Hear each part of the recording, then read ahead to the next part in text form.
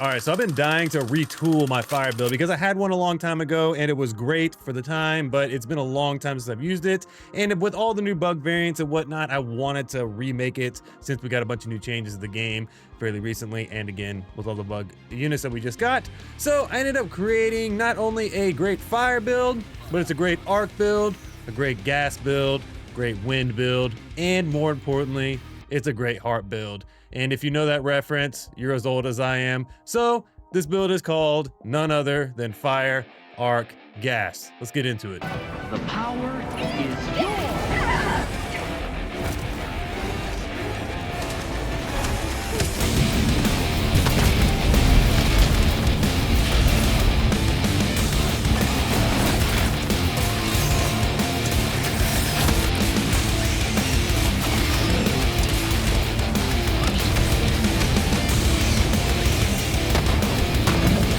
All right, so this build is going to be very CC heavy, and we're going to be using what seems like limited damage tools, but when you see the full scope of the build, you'll understand why I just limited the damage tools, because I wanted you to primarily be using that damage tool as much as possible and not be fumbling around. All right, so starting off with your crowd control option. So the main source of crowd control that we're going to be using is the dog breath backpack. I prefer to call this the gas dog, so that's what I'm going to be referring to it as for the rest of the video. So some key things to understand about the gas dog is that it received a crap ton of buffs in one of the most recent patches, and now it is one of the best personal CC items that we have in the game. So it is just no secret that a lot of people have been using it, and it's a crap ton of fun, because the thing I love about this thing the most is that it is smart enough to fly around and gas up the targets that need to be gassed up, rather than just focusing on one target like it was before. Now it will actually gas up a target. Once it realizes it's disorientated, it will move on to another target, and so on and so forth, and circle back to its original target if it still needs CC. The other best part about this thing is that it does work to things up to charger level, meaning that it will stun chargers as well as anything underneath it. And then but it does not stun Bile Titans, which is fine because we have other things that will deal with the Bile Titans. But having the chargers gassed up by this thing is incredible, because you could just be running by, or maybe you got a charger charging you or something like that. It will gas them up and then they'll go off in a different direction.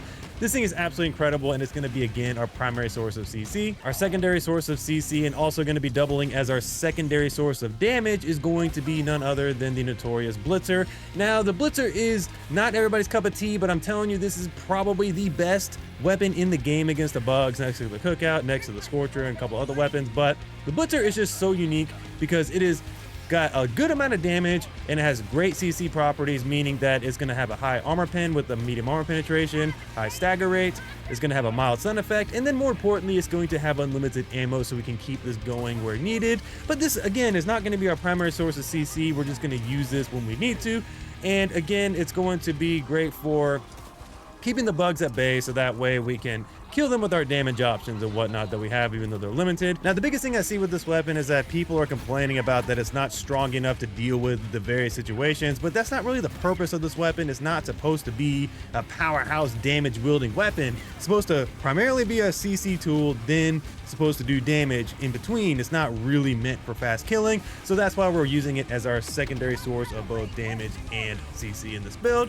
And the thing I like about this thing the most is that it's going to be able to deal with not only the various bugs that are going to be in front of us, but it's also going to be able to deal with the Shrieker enemies, because it's going to be able to shoot up in the sky when they come close to us and kill them very quickly. So essentially, this is going to be our kind of in-between for not only our base CC, but also our base damage. And then one other tip that for this thing is that if you don't aim down sight, it will have a wider spread, so it hit more enemies in the vicinity. And then if you aim down sight, it has a tighter spread and will focus more on a couple of enemies that are within that scope of range. So in general, the Blitzer is just a fantastic option to double as both our CC and our damage option. So our third CC option that I threw in here because it was just too good against the breaches was the Gas Strike. Now, I love the Gas Strike for a bunch of different reasons, but again, I primarily use this for the bug breaches or when situations just got bad, or to pair it with some of our anti-tank options.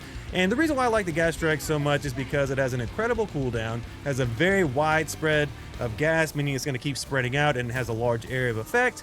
And in general, again, it is just so freaking good at crowd controlling those breaches. So when you have a breach show up, or multiple breaches show up, you throw this in and it's going to be able to keep those bugs gassed up and disorientated as they're coming out, keep the chargers disorientated as they're coming out. And again, we're going to be using this paired with one of our anti-tank options to be able to take out a lot of the elite enemies in the game. One side note with this gas strike is that it can actually destroy the Bile Titan spawners if you throw it right on the Bile Titan spawner, so that's something to keep in mind. But in general, I love the gas strike. I've done a video on it in the past, and it's just an absolutely fantastic stratagem in the game. So our only source of damage and our main source of damage is going to be the flamethrower. Now, the reason why I just picked the flamethrower as our main source of damage and the thing I want you to use the most is because this thing is just incredible and an absolute beast in the urban environments. Now, the ability to spread fire in a wide radius and just create this wall of fire is going to absolutely massacre the bugs. If you're not in the urban environment, it's going to do just fine as it normally does in the open areas. But again, this thing is an absolute beast. It's going to be able to over-penetrate everything in the game on the bug side and kill everything very quickly. One of the biggest tips I can give you for the flamethrower or any fire-based weapon in this game is that you need to spray the ground in front of you as well and walk backwards. And this is going to create this wall of fire that I was speaking about and kill a ton of bugs, which is great. And the good thing is that the gas dog is going to be either in the fire gassing things up and keeping them in the fire, or it's going to be protecting your six, which is why this is such a great combo right now, because you're able to keep the fire going by creating this wall of fire.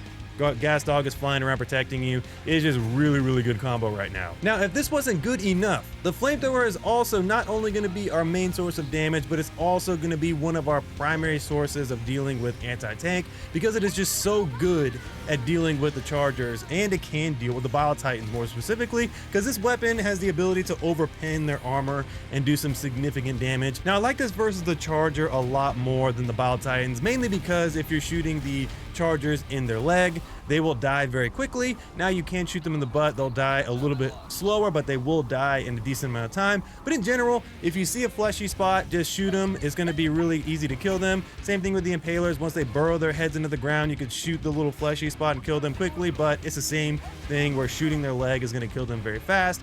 Now, when you're dealing with the Bile Titans, the biggest weakness for the Bile Titans is their little stomach area. So what you want to do is you want to isolate a Bile Titan when you want to kill it with your flamethrower, and you want to run underneath it and run through it, and then shoot its little undercarriage and just keep kind of cycling around it and confusing it and keeping it spinning around, and you'll eventually kill it in about 1.5 canisters of ammunition. It is very effective against Bile Titans, but in the heat of combat, I don't advise trying to kill a Bile Titan with a flamethrower, but if you get them isolated, go ahead and do it. But in general, this flamethrower is going to be so versatile in this build. We're not only going to be putting up walls of fire and dealing with every enemy that comes in front of us, we're going to be having our gas dog fly around, gas everything up while we're setting it on fire. We're also going to be taking out chargers very easily with this thing. And then as a secondary thing, we're going to be able to take out Bile Titans in a pinch. It's going to be a really good and really the primary thing you should be using quite a lot in this build. Jumping into our anti-tank option, so our main source of anti-tank is going to be the 500 kg. It is no secret that this thing is one of the best anti-tank tools in the game, because you get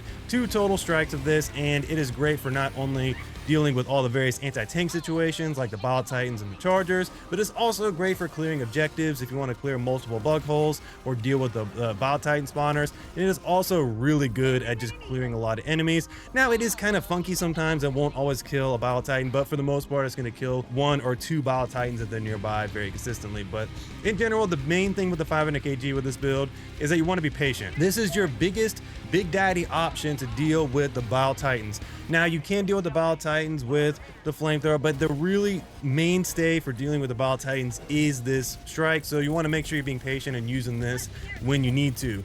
Don't just use this willy-nilly. I would say save it if you're going to use it for anything outside of Bile Titans. Save it for the bug nest, because you can destroy multiple bug holes at once. Again, it is great at destroying the Bile Titan spawners. So in general, you got to be careful with how much you're using the 500 kg, but it's going to be absolutely great in this build.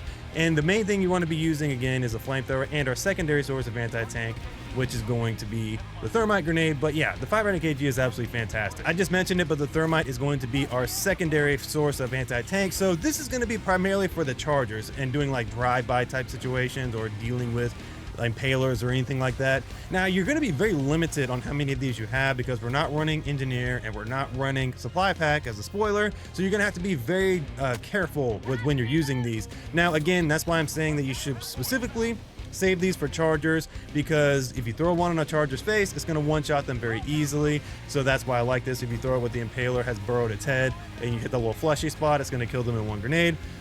This thing can, in a pinch, destroy a Bile Titan in 2 grenades if you hit them in the face. But again, Because we are so limited on these, you want to be careful with how often you're throwing these. So that's why I say it's a secondary source. So I would use, honestly, the 500 kg for Bile Titans, use the flamethrower for chargers. If you're doing a dry fire or you've got multiple chargers, throw a thermite in there to take care of them. But the good thing is that with the urban environments, we're able to find grenade packs and things like that, but you don't want to be relying too much on that. So just be patient with both the 500 kg and the thermite with this build.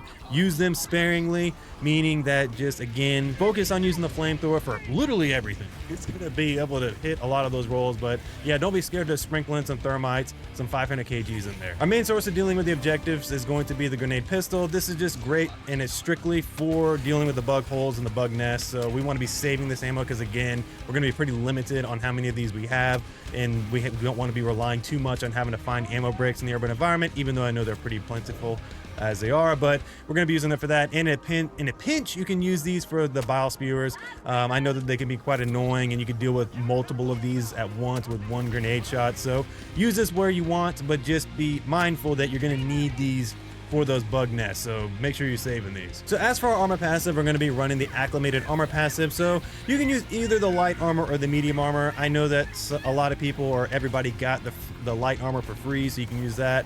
I did buy the medium armor when it was available, and I like using that one personally right now against the bugs, because medium armor seems to keep you alive a little bit longer, which is great. But the main reason why you want to be running the acclimated passive is because of the 50% reduction to fire, arc, gas, and acid.